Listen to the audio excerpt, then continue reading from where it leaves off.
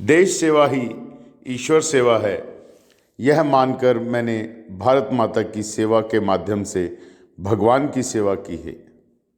यह भाव थे वीर सावरकर जी के। विदेशी धरती से देश की आज़ादी की लड़ाई लड़ने वाले इन महान क्रांतिकारी, जिन्हें अंग्रेजी सरकार ने 2 आजीवन कारावास की सज़ा सुनाई, ऐसे विनायक दामोदर सावरकर जी की आज 55वीं पुण्यतिथि पर शत शत नमन और सादर श्रद्धा सुमन। विनायक सावरकर का जन्म 28 मई 1863 को महाराष्ट्र के नासिक के निकट भागपुर गांव में हुआ था। उनकी माताजी का नाम राधाबाई तथा पिताजी का नाम दामोदर पंत सावरकर था। बचपन में ही माता पिता का निधन हो गया। कष्ट में होते हुए भी बाबा राम जी के प्रयास से सदा मेधावी छात्र रहे और बाबा राम जी ने विधायक की उच्च शिक्षा की व्यवस्था भी की। 1904 में सावरकर जी ने अभिनव भारत नामक क्रांतिकारी संगठन की स्थापना की। 1905 में बंगाल विभाजन पश्चात पुणे में सर्वप्रथम विदेशी वस्तुओं की होली जलाई। फर्ग्यूसन कॉलेज में राष्ट्रभक्ति से ओतप्रोत ओजस्वी भाषण तो देते ही थे। आर्थिक संकट के बावजूद बाबा रामदेव जी ने विनायक की उच्च शिक्षा की इच्छा का समर्थन किया। इस अवधि में विनायक ने स्थानीय नवयुवकों को संगठित करके मित्र मेलों का आयोजन किया और इन नवयुवकों में राष्ट्रीयता की भावना के साथ क्रांति की ज्वाला जाग उठी। 1905 में बंगाल के विभाजन के बाद उन्होंने पुणे में विदेशी वस्त्रों की होली जलाई। 1906 में बाल गंगाधर तिलक के अनुमोदन पर उन्हें श्यामाजी कृष्णा वर्मा छात्रवृत्ति मिली। इंडियन सोशियोलॉजिस्ट और तलवार पत्रिकाओं में उनके कई लेख प्रकाशित हुए। सावरकर जी रूसी क्रांतिकारियों से ज़्यादा प्रभावित थे। 10 मई 1907 को इन्होंने इंडिया हाउस लंदन में प्रथम भारतीय स्वतंत्रता संग्राम की स्वर्ण जयंती मनाई। इस अवसर पर विनायक सावरकर ने अपने ओजस्वी भाषणों में प्रमाणों सहित 1857 के संग्राम को गदर नहीं अपितु भारत के स्वतंत्रता का प्रथम संग्राम सिद्ध किया। जून 1908 में इनकी पुस्तक the Indian war of independence 1857 तैयार हो गई, परंतु इसके मुद्रण की समस्या आई। बाद में यह पुस्तक किसी तरह गुप्त रूप से हॉलैंड में प्रकाशित हुई और इसकी प्रतियां फ्रांस पहुंची। इस पुस्तक को सावरकर जी ने पीक वीक पेपर्स व स्काउट्स पेपर के नाम से भारत पहुंचाया। सावरकर जी ने लंदन के ग्रेज़ इन लॉ कॉलेज में प्रवेश लेने के बाद इंडिया हाउस में रहना शुरू किया।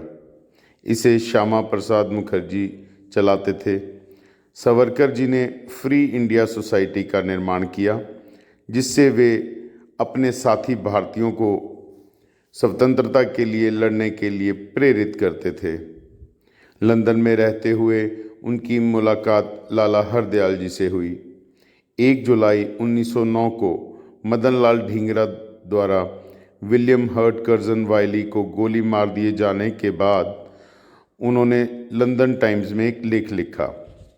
लंदन पहुंचने पर उन्हें कर्जन हत्याकांड में शामिल होने और भारत में पिस्तौलें पहुंचाने के आरोप में गिरफ्तार किया गया। MS मौर्य नामक जहाज से भारत ले जाते हुए सीवर होल के रास्ते ये फरार हो गए, परंतु फ्रांस में गिरफ्तार कर लिए गए।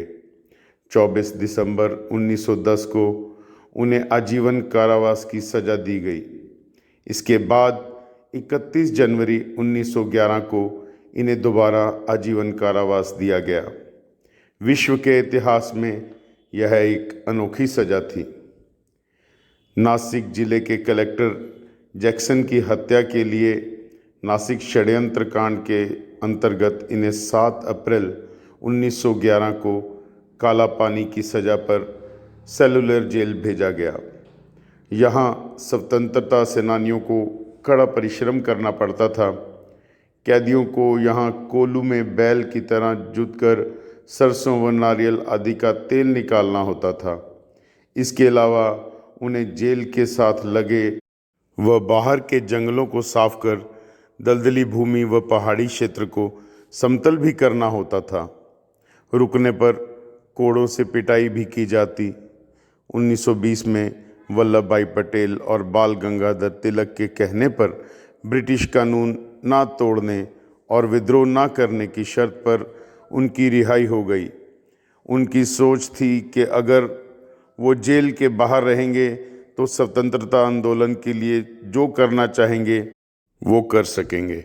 स्वदेश लौटकर फिर 3 साल की जेल भोगी। जेल में उन्होंने हिंदुत्व पर शोध ग्रंथ लिखा। मार्च 1925 में उनकी भेंट राष्ट्रीय स्वयं सेवक संघ के संस्थापक डॉक्टर हेडेगेवार जी से हुई। फरवरी 1931 में इनके प्रयासों से बम्बई में पतित पावन मंदिर की स्थापना हुई, जो सभी हिंदुओं के लिए समान रूप से खुला था। 25 फरवरी 1931 को सावरकर जी ने बम्बई प्रेसिडेंसी में हुए अस्पृश्यता उन्मूलन सम्मेलन की अध्यक्षता की। 1937 में वे अखिल भारतीय हिंदू महासभा के कर्णावती अहमदाबाद में हुए सत्र में अध्यक्ष चुने गए, जिसके बाद वे 7 वर्षों तक इस पद पर रहे। 22 जून 1941 को उनकी भेंट नेताजी सुभाष चंद्र बोस से हुई। सावरकर जीवन भर अखंड भारत के पक्षधर थे। 15 अगस्त 1947 को उन्होंने सावरकर सदांतों में भारतीय तिरंगा एवं भगवा ध्वजारोहण कर कहा कि मुझे स्वराज्य प्राप्ति की खुशी तो है, परंतु खंडित होने का दुख भी है। 5 फरवरी 1948 को महात्मा गांधी की हत्या के उपरांत उन्हें गिरफ्तार किया गया।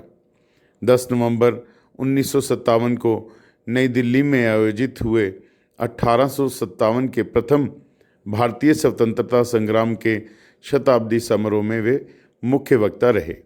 1 फरवरी 1966 को उन्होंने मृत्यु पर्यंत उपवास करने का निर्णय लिया। 26 फरवरी 1966 को उन्होंने पार्थिव शरीर छोड़कर परमधाम को प्रस्थान किया। विश्व गगन में भारत की कीर्ति पताका फहराने वाले और भगवा को आसमान में लहराने वाले स्वतंत्र वीर सावरकर को उनकी पुण्यतिथि पर शत शत नमन।